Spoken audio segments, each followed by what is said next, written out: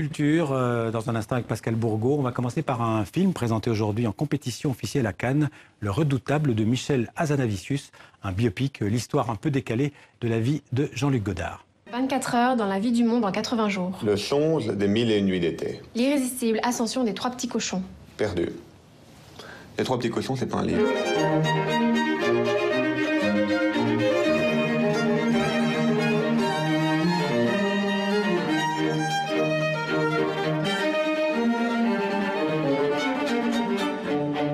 Les vrais acteurs, moi je trouve ça con. Je les méprise. C'est vrai, vous leur dites de pleurer, ils pleurent. Vous leur dites de rire, ils rient. Vous leur dites de marcher à quatre pattes, ils le font. Enfin, je trouve ça grotesque. Ce ne sont pas des gens libres. Je suis sûr que tu demandes à un acteur de dire que les acteurs sont cons, il le fait. Bonsoir Pascal. Bonsoir Xavier. On a reconnu évidemment Jean-Luc Godard, ce réalisateur franco-suisse, enfin sa doublure en tout cas, qui boude Cannes et qui n'en finit pas pourtant d'occuper la croisette, la preuve. Mais oui, vous vous en souvenez, hein, il entretient une relation assez tumultueuse avec Cannes, puisqu'en 1968, il fait partie de ces manifestants qui exigent que ce festival bourgeois élitiste se solidarise des étudiants et donc arrête son cours. Et c'est ce qui se passe d'ailleurs, hein, parce qu'il n'y a pas de palme d'or en 68.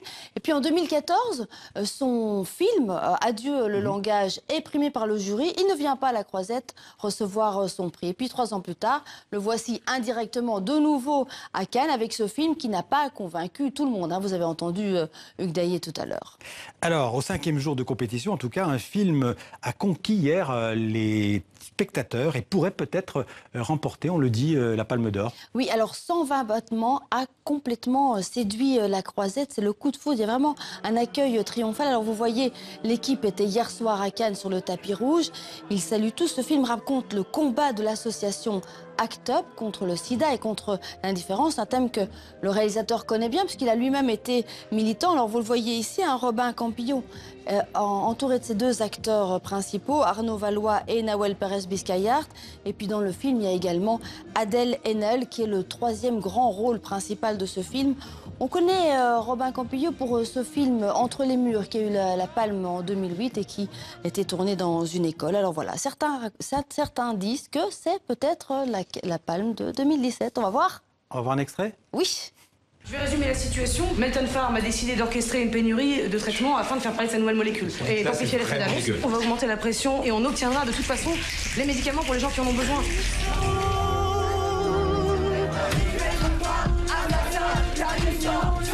Ensemble, nous pouvons construire une communauté capable d'adopter à l'égard de la maladie une attitude positive et combative.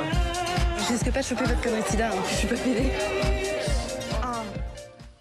Alors Pascal, on va partir à Bruxelles pour de la musique. C'est le concours international Reine-Elisabeth. Oui, le concours créé il y a 75 ans par la reine Elisabeth, la reine des Belges, cette année pour la première fois met à l'honneur le violoncelle. Alors hier soir, c'était les demi-finales, donc il reste désormais 12 finalistes, parmi lesquels 4 Français, Victor Julien Laferrière, Yann Levionnois, Aurélien Pascal et Bruno Philippe. 2 femmes seulement, 2 coréennes.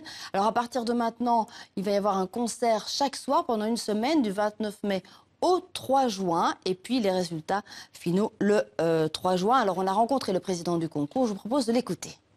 Les dernières années, nous nous sommes dit que le violoncelle, c'est un instrument extrêmement prisé. Nous avons constaté maintenant qu'il y a un engouement pour cet instrument qui est beau à voir, qui est beau à entendre, qui est chaleureux. Les gens disent que c'est un peu la voix humaine. Et le répertoire est beaucoup plus grand qu'on ne le pense. Et voilà, nous nous sommes lancés là-dedans. Et donc, il y aura maintenant un cycle de 4 ans, violon, piano, chant et violoncelle.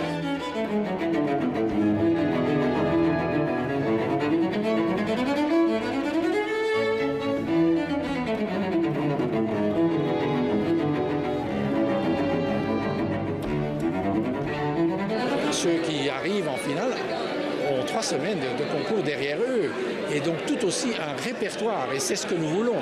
Ce n'est pas le candidat d'un jour ou d'une pièce. C'est quelqu'un qui, musicalement, qui a quelque chose à dire, qui a un style à lui ou à elle. Alors on va terminer, Pascal, par un anniversaire d'une vieille dame québécoise, on peut dire comme ça. Oui, la ville de Montréal a 375 ans, et donc il y a une série de festivités, de spectacles, et notamment le Royal de Luxe était à Montréal. Cette compagnie française des plus emblématiques du théâtre de rue Alors sur ces images, vous voyez la petite géante qui est animée par des dizaines de cascadeurs qui doivent coordonner leurs mouvements de manière très précise pour qu'ils puissent se déplacer dans la ville. C'est très impressionnant. Je ne sais pas si vous l'avez déjà vu. Très beau. En tout cas, pour les Montréalais, c'était une grande première. Toutes les machines ont traversé donc l'Atlantique, de Nantes à Montréal, comme cette petite géante sur son bateau. C'est un symbole fort de la relation entre la France et nos amis francophones du Québec. Un mot sur la nuit des musées? Ah oui, alors hier, on parlait de la nuit des musées. Eh bien, grand succès, de nouveau, plus de 2 millions de visiteurs pour la nuit européenne des musées en France. Merci Pascal et à bientôt. On va